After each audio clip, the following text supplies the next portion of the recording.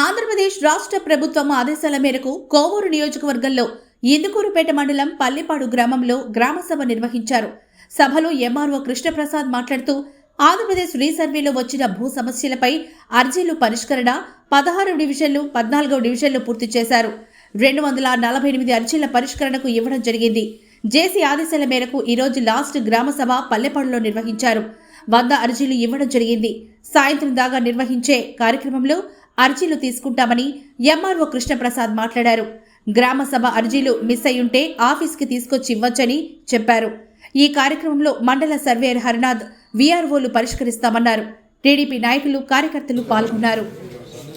రాష్ట్ర ప్రభుత్వం ప్రతిష్టాత్మకంగా చేపట్టిన సదస్సులు అనగా సర్వే జరిగే గ్రామాల్లో ఏవైనా సమస్యలు ఉన్నచో వాటిని పరిష్కరించడానికి రెవెన్యూ సదస్సు చేపట్టడం జరిగింది. ఈ సదస్సులో భాగంగా ఇందుకూరుపేట మండలంలో గత నెల 21వ తేదీ నుంచి మనం సదస్సులు జరుపుకుంటూ వస్తున్నాం. ఈరోజు చివరి సదస్సు పల్లిపాడు గ్రామంలో జరపడం జరుగుతుంది. మొత్తం మనకి 16 రెవెన్యూ విలేజెస్ ఉంటే 14 విలేజెస్లో రీసర్వే కంప్లీట్ అవ్వడం జరిగింది. కాబట్టి 14 రెవెన్యూ విలేజెస్ సంబంధించిన పంచాయతీలు వీటిలో కూడా మనం షెడ్యూల్ ప్రకారం గ్రామ సభలు జరుగుతుంది. ఈరోజు పూర్తవుతున్నాయి. ఇప్పటి వరకు మనకి జరిగిపోయిన గ్రామ సభల్లో 268 అర్జీలు రావడం జరిగింది. వీటన్నిటి కూడా మేము పీజీఆర్ఎస్ పోర్టల్లో నమోదు చేయమని గౌరవ జాయింట్ కలెక్టర్ గారు ఆదేశాల ప్రకారం నమోదు చేయడం జరుగుతుంది. ఇప్పటికే 100 పైగా నమోదు చేస్తున్నాము. కొన్ని ఆధార్ నంబర్లు సేకరించాల్సిన కూడా కొన్ని నమోదు చేయలేదు. ఈరోజు సాయంత్రానికి మొత్తం అన్ని అర్జీలు కూడా పీజీఆర్ఎస్ ద్వారా నమోదు చేస్తాము. ఆ అర్జీలు నమోదు చేసిన తర్వాత మీకు నిర్ణీత గడువులోగా జాయింట్లో నమోదు చేసుకొని పూర్తి స్థాయిలో సమాచారం కూడా మీకు తెలియజేస్తాం.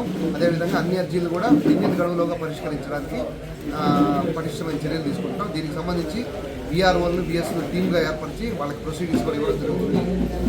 మనం ఏదైతే సాల్వ్ చేయగలం, మనం ఏవైతే సొల్యూషన్ ఇవ్వగలమో ఆ అర్జీలన్నిటికీ కూడా సొల్యూషన్ ఇస్తాము. ఏవైతే సాంకేతికపరమైన అంశాలు లేదంటే సొల్యూషన్ లేని పరిష్కారం కాని వాళ్ళు ఉంటే తగు ఎండార్స్మెంట్ స్పీకింగ్ ఆర్డర్ ద్వారా వాళ్ళకి తెలియజేసి ఆ సమస్యలు కూడా అతి త్వరలో ఎలా పరిష్కారం చేసుకోవాలో రైతులకు కూడా వాళ్ళకి సూచనలు సలహాలు అందజేయడం జరుగుతుంది.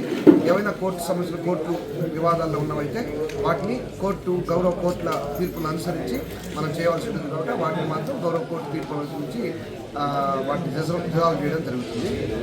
మిగతా అర్జీలన్నింటినీ కూడా పరిష్కరించి సాధ్యమైనంత వరకు రైతులకి సమస్యలు లేకుండా విధాలుగా ప్రయత్నిస్తున్నాం.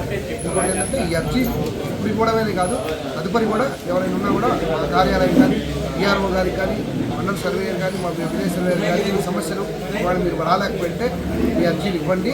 వాటికి కూడా మేము పరిష్కారం ఇస్తూ ఉంటాం. కంటిన్యూస్గా ఇది జరుగుతూనే ఉంటుంది. రెవెన్యూ సదస్సులు అయిపోయినప్పటికీ మీ సమస్యలు ఏమైనా ఉంటే కూడా మీరు అర్జీలు ఇవ్వడానికి దానికి ఏమైనా డెడ్ లైన్ లేదు. కాబట్టి ప్రజలందరూ కూడా మీరు ఇవ్వండి. ఈ సమస్య ఉంటే మీకు అర్జీ ద్వారా తెలియజేయండి. వాటికి తగు పరిష్కారం అనేది కష్టపడి